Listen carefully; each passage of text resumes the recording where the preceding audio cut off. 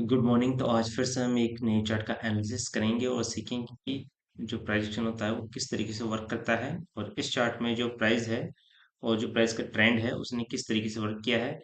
और Elliot wave को थोड़ा अपन इसमें सीखने की कोशिश करेंगे और जो इलियट वेव की फर्स्ट वेव होती है उसको भी सीखेंगे इसमें। और थोड़ा सा एक चीज़ ये देखेंगे कि किस तरीके से जो अप ट्रेंड है उसका फॉर्मेशन होता है।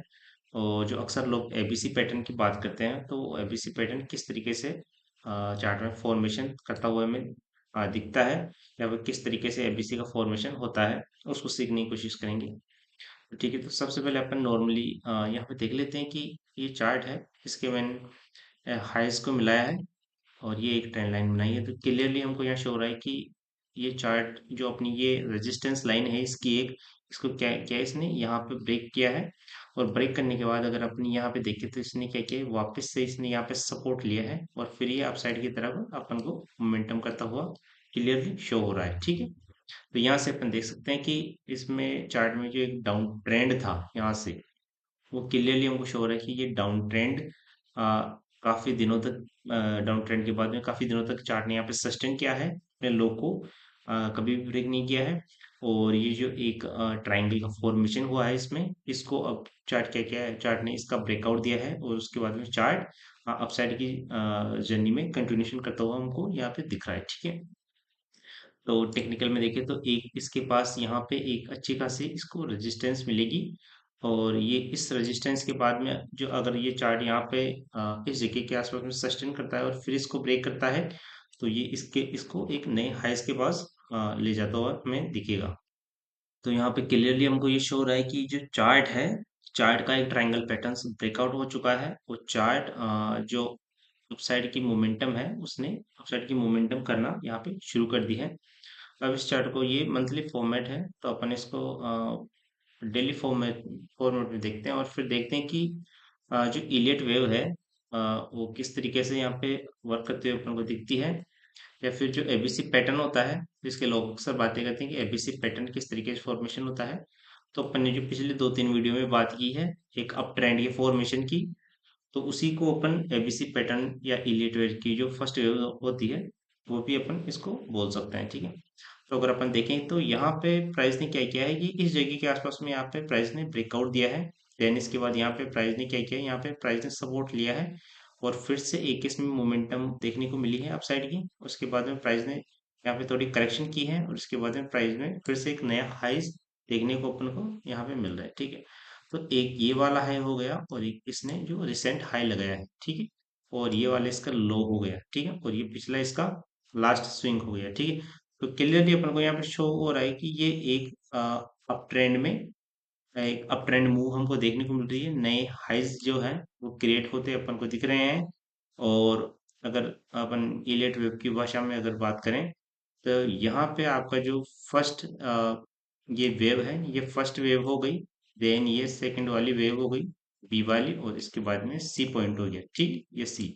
तो ये ए बी सी इस तरीके से यहाँ पे अपन को फॉर्मेशन होती हुई यहाँ पे क्लियर शो हो रही है। ठीक है, तो अपन इसको एबीसी वेव भी मान सकते हैं। तो अब जब भी जो बायर होते हैं वो बायर इसमें कहाँ पे अपनी एंट्री बनाते हैं या कहीं कहाँ पे स्टॉक को जो एक्यूमुलेट करते हैं वो इस तरीके से करते हैं कि ये जो फर्स्ट वेव है इसके बाद में क्या करते हैं कि बायर्स जो ये करेक्शन होती है, तो इस करेक्शन के जब ये अपने हाई को ब्रेक करती है तो यहाँ पे वो अपनी एंट्री बनाते हुए हमको दिखते हैं। ठीक है, और जो ये इसका जो करेक्शन का जो एंड पॉइंट है यहाँ पे जो इसमें करेक्शन दिखी है इसका वो स्टॉप लॉस लगाते हैं। और फिर जब भी ये हाई ये प्राइस अपने हाई को ब्रेक करेगा तो यहाँ पे वो अपनी पोजीशन को बिल्डअप करते हैं। ठीक है, तो इस तरीके से क्या होता है कि एक अप ट्रेंड का फॉर्मेशन भी उनको देखने को मिलता है। और उनका जो एसएल होता है तो एसएल जो भी बायर होगा उसको कहीं ना कहीं तो एसएल अपना लगाना पड़ेगा। ठीक है, तो उनको एसएल लगाने का एक अच्छा पॉइंट मिल जाता है, एक अच्छी जगह मिल जाती है। और इसके बाद में क्लियरली जो चार्ट है वो भी अपन को एक अप ट्रेंड यहाँ पे शो करता हुआ दिख रहा है। ठीक है, तो इस तरीके से अपन देख सकते हैं कि अगर इलियट वेव में देखें तो भी ये अप ट्रेंड में दिख रहा है और प्राइजेशन के थ्रू देखें तो अप ट्रेंड में दिख रहा है। और अगर अप ट्रेंड में अपन अगर अगर इसमें कोई इंडिकेटर लगाएंगे तो वो भी शायद अपने को इसी फॉर्मेशन में फॉर्मेट होता हुआ दिखेगा। ठीक, तो प्राइस हमको सबसे पहले बता देता है कि प्राइस का जो ट्रेंड है वो किस तरीके से फॉर्मेशन हो रहा है। देन इसके बाद इंडिकेटर होते हैं, जो इंडिकेटर हमेशा प्राइस को फॉलो करते हैं।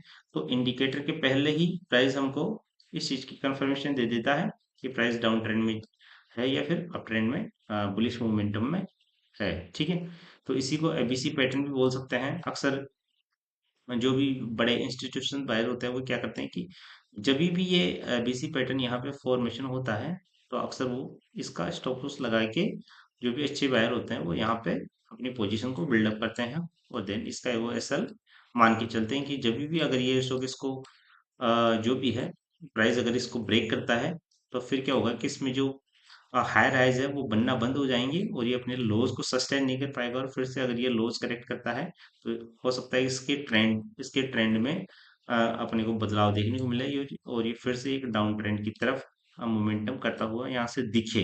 ठीक है, तो जब तक इसका यहाँ ये लो सस्टेन करेगा, तब तक हम इसको मान सकते हैं या अज्यूम कर सकते हैं कि ये अपने एक अपसाइड मोमेंटम में बना हुआ है। ठीक है, तो ऐसे ही और वीडियोस के लिए इस चैनल को सब्सक्राइब करें और लाइक शेयर जरूर करें।